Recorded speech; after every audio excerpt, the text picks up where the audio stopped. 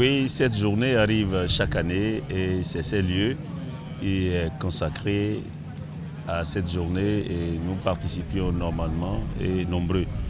Et ça nous relève souvent des souvenirs tristes. Et surtout pour cette année où il y a eu beaucoup de frères et sœurs qui sont venus de la diaspora participer à cette journée-là. C'est à la fois une journée de réflexion et de souvenirs sur la traite négrière. Vous savez que la traite négrière, la porte par excellence, je dirais, c'est Ouida. Il y en a eu un peu partout, au centre-ville, à la place qu'on appelle place aux enchères, mais il y en a aussi dans d'autres départements, la traite transaérienne aussi. Malheureusement que c'est Ouida qui a abrité le plus grand départ de nos frères, de nos sœurs, de nos enfants.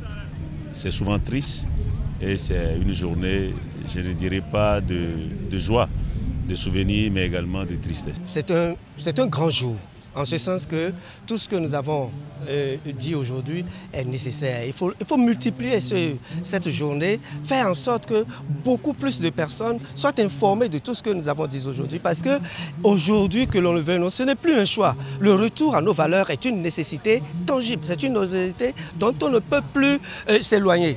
Donc c'est une journée exceptionnelle, c'est une journée, je remercie les organisateurs, je remercie Gisna qui a pensé, les organisateurs de Gisna, qui ont pensé qu'on devrait se voir autour de thèmes de ce genre. Et je crois qu'il ne faut même pas attendre 12 mois ou un long moment pour nous revenir. Il faut multiplier pour que les gens puissent se ressourcer. D'abord, le retour des afro-descendants qui est bien animé par le gouvernement de la rupture est une très bonne chose. D'abord, c'est un devoir de mémoire.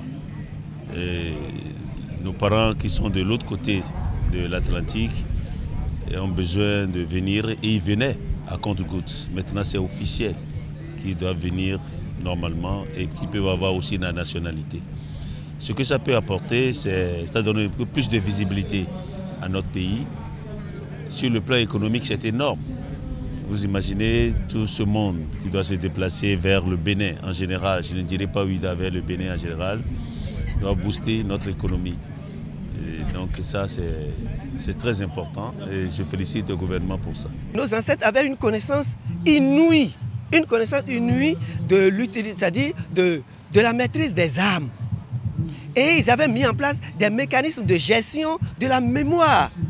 Et parmi ces mécanismes, ceux qui sont venus jusqu'à nous, on parle de Cloutor aujourd'hui, on parle de Assé, on parle de cérémonies comme Tiodohun, etc., qui sont des cérémonies qui organisent le retour des âmes à la maison. Ce que je dis ne concerne pas seulement nos frères afro-descendants, ça nous concerne même à l'intérieur du pays, parce qu'aucune famille n'est originaire de là où elle se trouve aujourd'hui. On retourne toujours à la source. S'intéresser à d'où on vient vraiment, de savoir qu'est-ce qui se passe, s'intéresser à d'où on vient, parce que souvent on croit connaître qui on est, mais ce morceau-là, ce parcours-là, de découvrir la terre-mère en tant que telle, ça m'a ouvert une nouvelle perspective sur plusieurs choses dans la vie.